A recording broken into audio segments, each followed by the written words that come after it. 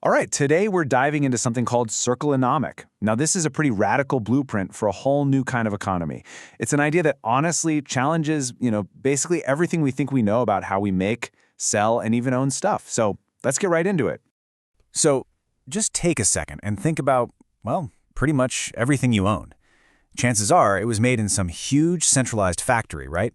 Then it was shipped halfway across the globe, you used it, and eventually it's going to get thrown away. It's a straight line from factory to landfill. It's a one-way trip. But this whole model makes you ask a really big question. What if we just flipped that completely on its head?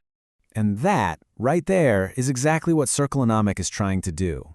It's a blueprint for an economy that's circular, not linear, one that's democratic, not top-down, and one that's distributed out among communities, not stuck in one central place. So the big question is, how on earth does all of that actually fit together? Okay, to really get a handle on this, we've got to break it down. Let's start by looking at the core philosophy, the big idea behind this whole new industrial model. One of the best ways to understand any big idea is to use that golden circle framework. We're not going to start with what Circlenomic does. Nope, we're going to start with why it does it. What's the fundamental purpose? What's the big motivation driving this whole system? And this quote from Simon Sinek just nails it perfectly. People don't buy what you do, they buy why you do it. It really gets to the heart of the matter, right? The most powerful ideas aren't about the what, they're about the why. It's not just about the products, it's about the entire belief system that brings them into being. So the why behind Circlenomic has a few layers.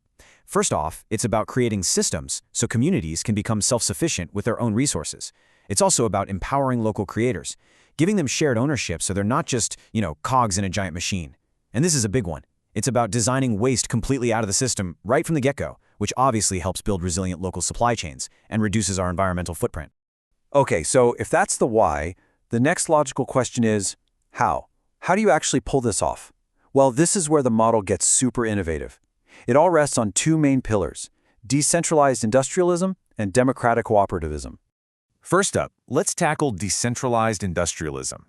So forget about one massive factory. Instead, picture a whole network of small, nimble micro-production hubs. We're talking places run right out of homes or little local workshops. Now, doing this immediately slashes supply chain emissions, which is huge.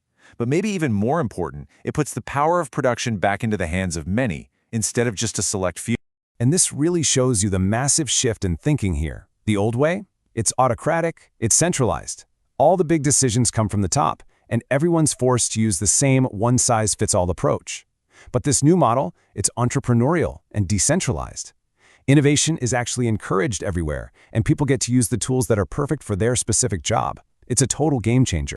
All right, that second pillar is all about the social structure, and it's called democratic cooperativism. This is huge because it means the people actually doing the work, the artisans, the creators, they aren't just employees. No, they're co-owners. They have a real say in how things are run, in the big decisions, in the whole direction of the company. It often uses something called sociocratic principles, which is really just a fancy way of saying there are structured methods to make sure everyone's voice is heard and that decisions are made together. And this quote from systems theory it perfectly captures the spirit of this. A cooperative is basically what's called a multi-minded system. Sounds complex, but it just means a group of people who have a clear purpose, who have voluntarily chosen to come together, and who decide together on both their goals and how they're going to get there. The whole thing is built on shared purpose and choice. So how do you take these ideas and build a real networked system? Well, it starts with artisans and producers forming their own democratic co-ops. Think of each co-op as a self-governing cell inside a larger network. And this idea, which comes from a systems thinking pioneer named Russell Ackoff, is that when each little cell has a say in governing the whole system, the result is an industrial ecosystem that's just incredibly resilient, super adaptive, and honestly, pretty darn smart. All right, so we've covered the why and the how, but what does the system actually make? What comes out the other end? Let's get down to the nuts and bolts and look at the inputs, the processes, and the outputs. And this is where that whole circular idea really comes to life. See, the main input here isn't fresh new material that's been dug out of the ground. No, it's what we usually just call waste. I'm talking about things like algae, organic waste from our cities, all sorts of recycled materials. In this system, that stuff isn't trash. It's the valuable raw material, the feedstock, that fuels everything. The process itself is just as cool and innovative.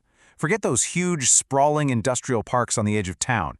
Here, production happens in places like urban aquaponics systems, or these awesome modular live-work microfactories. The whole point is that they're designed to fit right into the fabric of a city, making production genuinely local and way more sustainable. And what about the output? Well, from all that stuff we used to call waste, the system creates these really high-value things like bioplastics and biocomposites. And then the artisans in the co-ops can use these amazing new materials to create beautiful, sustainable products. We're talking furniture, crafts, you name it. It's literally a waste-to-wonder pipeline. Now, holding this whole thing together is a pretty sophisticated economic engine. It uses a token-based system, kind of like a digital currency, to reward people for bringing in recyclable materials. You could think of it like getting a digital receipt on a shared, super transparent ledger. That's the blockchain part that proves what you contributed. What this does is create a totally open marketplace for both raw materials and the final products. And it makes sure that the social, economic, and environmental goals of the whole system are always pulling in the same direction. So, there you have it. We've looked at the why, the how, and the what of Circlenomic. And all of this, well, it leaves us with a pretty big question when we look to the future. The really key thing to understand here is that Circlenomic isn't some brand new invention pulled out of thin air. It's actually a brilliant fusion, a combination of really powerful, already established ideas. You've got the big picture view of systems thinking, the fairness and equity of democratic principles, and the pure logic of circular design all rolled into one. And that brings us to our final thought. Is this the future? Could a blueprint like this, one that's decentralized, democratic, and circular to its very core, could that actually be the key we've all been searching for to build a more resilient, more equitable, and truly sustainable world? It's definitely a powerful question to think about.